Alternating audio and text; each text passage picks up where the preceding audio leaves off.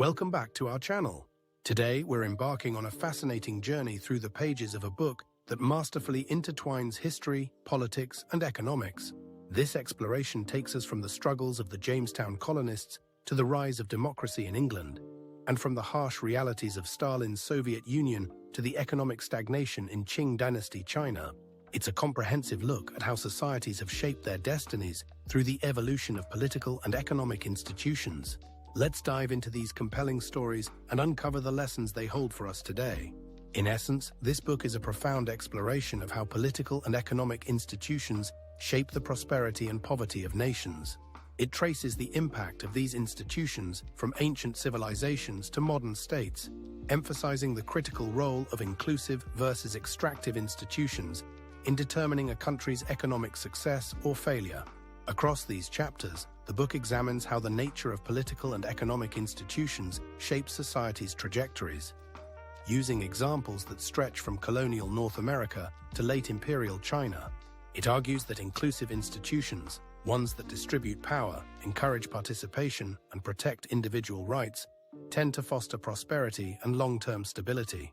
Extractive institutions, ones that concentrate power in the hands of elites, lead to oppression, stagnation, and frequent social unrest. Below is a detailed overview tying all the chapters together into a coherent 10-minute narrative. The story begins, Oro 3 card chapter preface, in modern Egypt, where economic hardship coexists with government favoritism and political exclusion. Protesters in Tahrir Square highlight how corruption and elite power monopolies keep most Egyptians poor. This everyday reality contrasts with explanations blaming geography, culture, or flawed economic policies. Instead, the book shows that stagnant countries suffer because their institutions have long been captured by narrow elites who block reforms and exploit the economy. From this contemporary setting, the chapters move historically to explore how colonization introduced or failed to introduce inclusive institutions. In Jamestown, Virginia, Full Farm chapter, settlers faced brutal conditions, with martial law and forced labor that caused mass starvation. When the Virginia Company realized terror did not boost productivity, it shifted to policies granting land to settlers, forming a basis for what eventually became democratic representation. Similarly, English colonial elites often tried to impose restrictive controls, reminiscent of Spanish models, but these attempts repeatedly failed. Over time, the necessity to attract settlers and avoid revolt forced England's colonies to develop more inclusive frameworks, an early foundation for American democracy. However, not all large-scale projects forcibly shaped their people. The Soviet experience, Oro 6's chapter, shows that state power, when wielded without checks, can generate temporary rapid growth at a terrible human cost. Stalin's forced collectivization in the late 1920s and early 1930s seized agricultural output to finance industrial expansion. Western observers and even the CIA would later be taken in by apparent Soviet gains in heavy industry. Yet millions starved in the famines triggered by these harsh policies. While the Soviet Union did produce steel and armaments, it lacked technological innovation and consumer goods.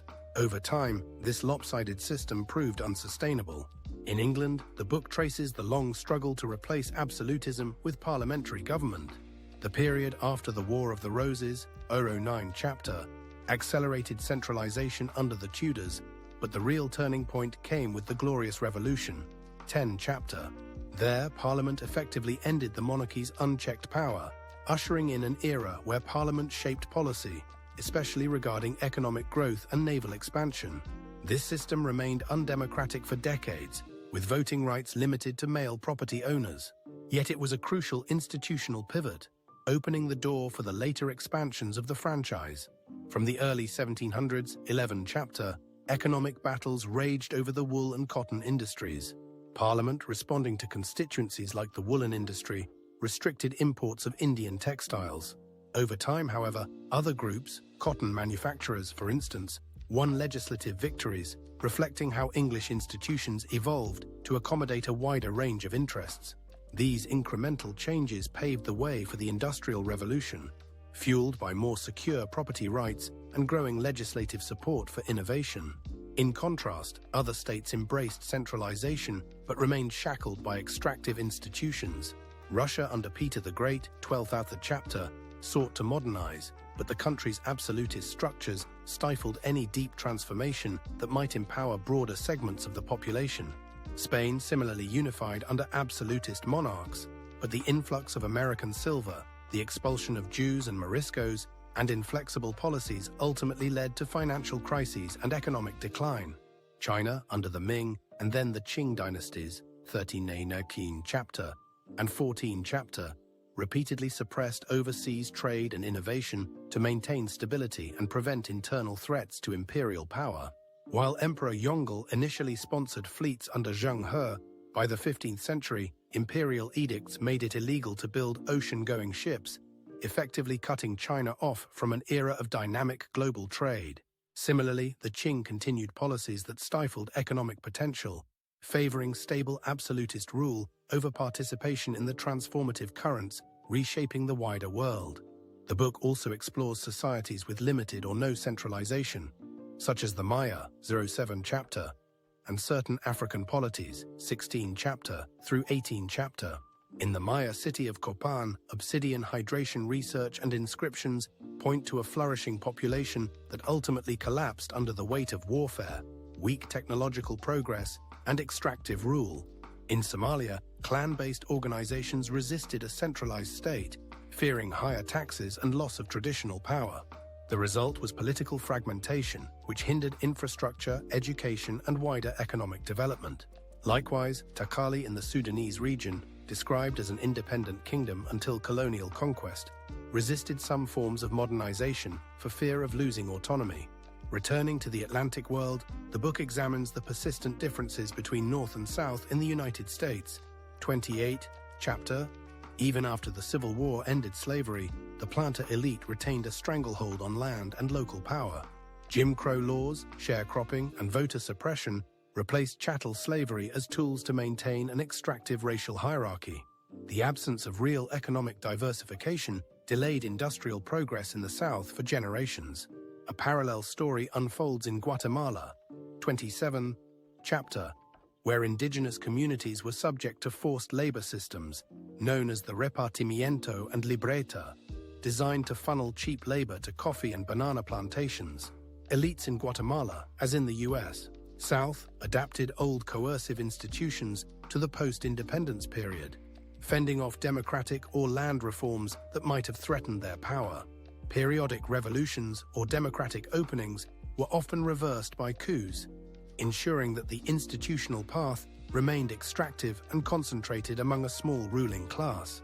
The chapters also highlight how even in societies with broadly inclusive institutions, threats to pluralism can still arise. The discussion of the Black Act in 18th century England, 23 chapter, shows how a Whig government escalated harsh measures against local populations, resisting encroachments on customary rights. Over time, however, these draconian laws were repealed, illustrating that inclusive institutions, though battered, could still self-correct. In another example, the Chartist movement, 25 chapter, demanded universal suffrage and parliamentary reform, and though initially unsuccessful, it set the stage for the Second and Third Reform Acts, further democratizing Britain. Similarly, in the United States, 26 chapter, Franklin D. Roosevelt's attempt to pack the Supreme Court faced bipartisan resistance, demonstrating the robustness of that country's checks and balances, while in some countries, such as Argentina, efforts to control the judiciary might succeed under extractive rule. FDR failed to reshape the court because American institutions had become inclusive enough to constrain even a popular president. On the global stage, the Meiji Restoration, 26 chapter, in Japan offered a striking counterpoint to China's isolationist path. The Restoration replaced feudal domains with a strong central government that pursued modernization, forging a constitutional monarchy and industrializing by the late 19th century. This contrasted sharply with Ethiopia, also governed by centralized elites, but locked into older structures of religious identity and a monarchy that lacked broader checks on authority. Finally, Zimbabwe, 29 chapter, illustrates how today's global impoverishment often stems from historical patterns of extractive institutions. Under Robert Mugabe, Zimbabwe inherited authoritarian practices from its colonial past. Once in power, Mugabe and the ruling party consolidated control, suppressing dissent and hobbling the economy until it collapsed into hyperinflation and public health crises. In Egypt, 30 chapter, powerful businessmen close to the government employed regulations to entrench monopolies, further illustrating how elite capture of institutions can stymie broader development. Meanwhile, large swathes of the population remain impoverished. Taken together, these chapters argue that inclusive institutions, those that protect rights, foster competition, and allow a broad array of people to participate in both politics and the economy, are crucial for lasting prosperity. By contrast, extractive institutions create growth only in fits and starts, if at all.